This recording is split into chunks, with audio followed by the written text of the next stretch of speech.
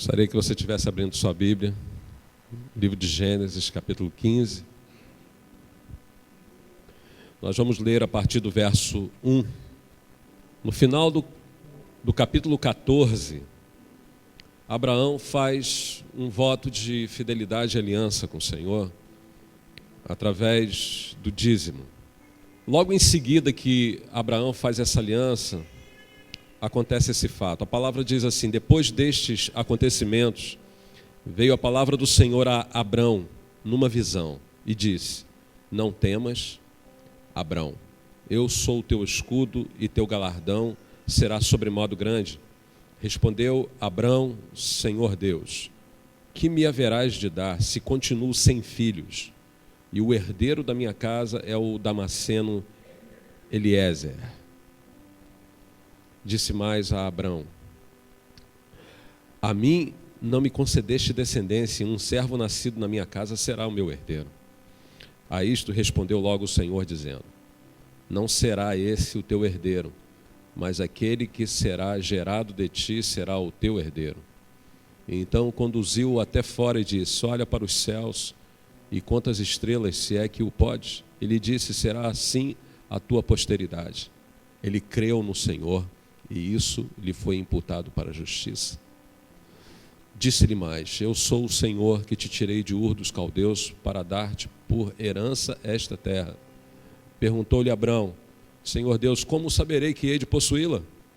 Respondeu-lhe: toma-me uma novilha, uma cabra e um cordeiro, cada qual de 3 anos, uma rola e um pombinho. Ele, tomando todos estes animais, partiu-os pelo meio e lhes pôs em ordem as metades, uma defronte das outras, e não partiu as aves. Aves de rapina desciam sobre os cadáveres, porém Abrão as enxotava. Ao pôr do sol, caiu profundo sono sobre Abrão, e grande pavor e cerradas trevas o acometeram. Então lhe foi dito: sabe com certeza que a tua posteridade será peregrina em terra alheia, e será reduzida à escravidão, e será afligida por 400 anos. Mas também eu julgarei a gente a que tem de sujeitar-se, e depois sairão com grandes riquezas. E tu irás para os teus pais em paz, serás sepultado em ditosa velhice. Na 4ª geração tornarão para aqui, porque não se encheu ainda a medida da iniquidade dos amorreus. E sucedeu que, posto o sol, houve densas trevas, e eis um fogareiro fumegante, uma tocha de fogo, que passou entre aqueles pedaços. Naquele mesmo dia, fez o Senhor aliança com Abrão, dizendo: à tua descendência dei esta terra, desde o rio do Egito até ao grande rio Eufrates, o Queneu, o Quenezeu, o Cadmoneu, o Eteu, o Ferezeu, os Refaíns, o Amorreu, o Cananeu, o Girgazeu e o Jebuseu. Feche os seus olhos. Pai, como sempre, Senhor, nós temos necessidade de ouvir a Tua voz. Nós temos necessidade de sermos ministrados pelo Teu Espírito. Deus, fala através da minha boca, Pai. Toma-me e usa-me, que eu fale somente da Tua parte, e que as palavras que estiverem saindo da minha boca sejam abençoadas para edificar a Tua igreja e o Teu povo nesse lugar, em nome de Jesus. Amém. E amém. Os irmãos e irmãs podem assentar-se. Amados, a partir de um momento que um homem e uma mulher de Deus levantam um altar para o Senhor, um tempo de conquista ele está sendo determinado num futuro próximo. Todas as vezes que nós levantamos um altar ao Senhor. Mas pastor, o que é isso? O que é levantar um altar? A gente já tem aprendido que levantar altares ao Senhor significa fazer sacrifício.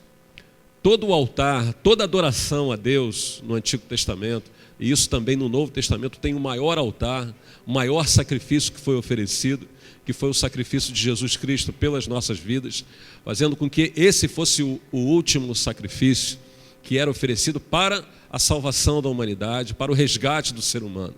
Mas o conceito, o princípio, o sacrifício, ele faz parte da nossa caminhada como povo de Deus.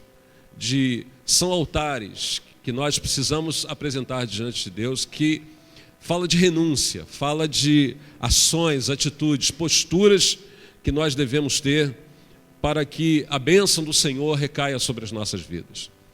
Os 4 altares de Abraão, quando ele edifica esses altares, fala exatamente de cada etapa da sua caminhada com Deus. Era uma jornada terrena, mas que tinha uma analogia espiritual, onde se levantava um altar de sacrifício e era um memorial, era um marco, onde uma etapa estava sendo cumprida e outra estaria começando. Assim é na nossa vida, né? E aqui nós vemos que o nome de Abraão não era nem Abraão, né, o pai de muitas nações, mas era Abrão.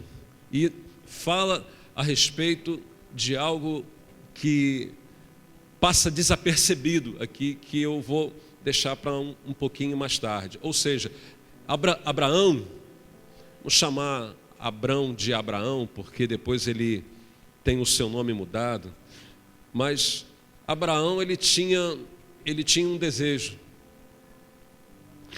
E esse desejo, apesar de ainda não ter sido concretizado na sua vida, não o impede de fazer alianças e se mostrar ser fiel a Deus, onde, finalzinho do capítulo 14, ele fala uma coisa, ele diz assim: mas Abrão lhe respondeu, no capítulo 14, no verso 22, e ele diz assim: mas Abrão lhe respondeu, levanto a mão ao Senhor, o Deus Altíssimo, o que possui os céus e a terra, e juro que nada tomarei de tudo que te pertence, nem um fio, nem uma correia de sandália, para que não digas, eu enriqueci a Abrão. Não quero, nada quero para mim, senão o que os rapazes comeram e a parte que toca aos homens, Aner, Escol, Manri, que foram comigo, estes que tomem o seu quinhão.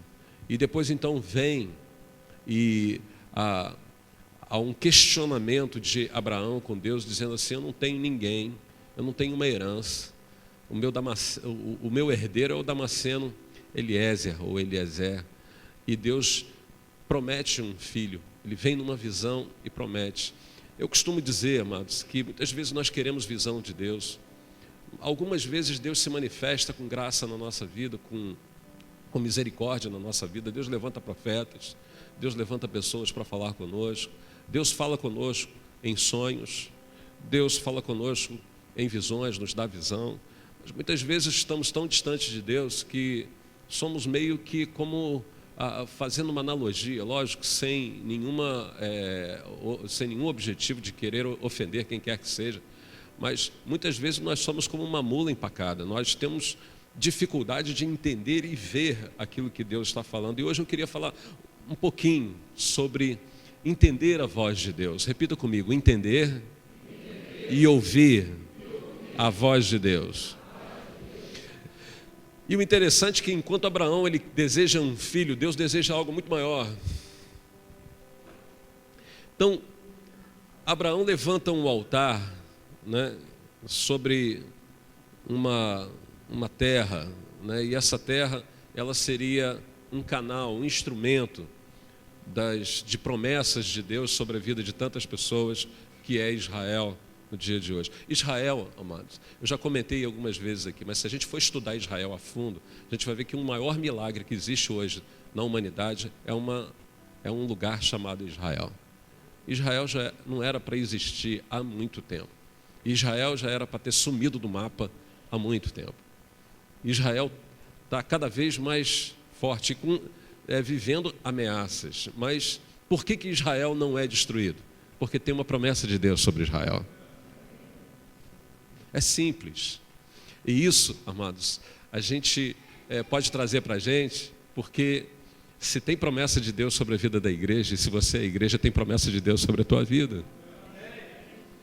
Então, aquele lugar, desde que Abraão fez um altar com sacrifício ao Senhor, aquele lugar, ele nunca pôde ser tirado do povo de Israel.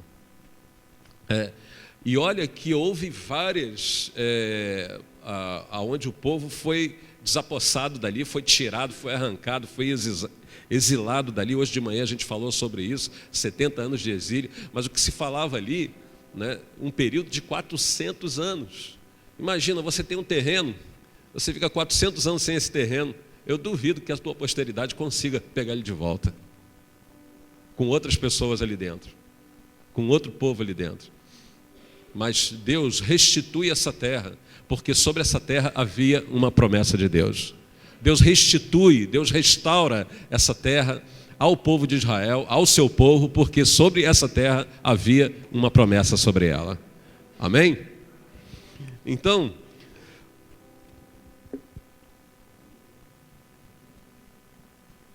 eu creio que até hoje é assim conosco. Se tem promessa de Deus sobre a nossa vida, ainda que por um tempo essa promessa pode ter sido roubada por algum motivo, eu quero te dizer uma coisa, meu irmão, minha irmã, de que a hora que cair a tua ficha e você entender que tem uma promessa de Deus sobre a tua vida, essa promessa ela vai recair sobre a sua cabeça. Ninguém, nem demônio, nem inferno nenhum pode tirar isso de você, porque tem uma palavra de Deus sobre a tua vida, tem uma promessa de Deus sobre a igreja do Senhor. Pode o inimigo ter roubado por um tempo, por algum desvio de rota, por alguma coisa que tenha acontecido, mas se Deus prometeu, e se você toma isso de volta, se você toma posse disso, Deus devolve para você.